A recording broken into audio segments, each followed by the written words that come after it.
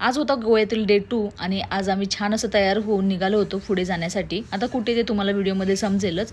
छान असं रेडी झालो आणि इथे स्कूटी घेतली आणि जायला निघालो. तर हा होता आमचा पहिला स्पॉट, चर्च. तर इथे आल्यानंतर आम्हाला समजलं की आतमध्ये एंट्री नाही आहे. तर त्याच्यामुळे सगळेच लोक आहेत ना बाहेरून फोटो काढून खुश होत होते. मग आम्हीही 2-4 फोटो काढले आणि पुढे जायला निघालो, थोडाही टाईम वेस्ट न करता, कारण इथे मला फारसं असं काही आवडलं नाही.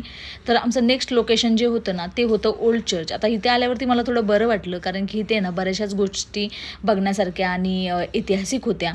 तर ते सर्व बघत बघत इथे आम्ही ना आसपासचा परिसरसुद्धा बघत होतो आणि छान असं ग्रीनरी होतं.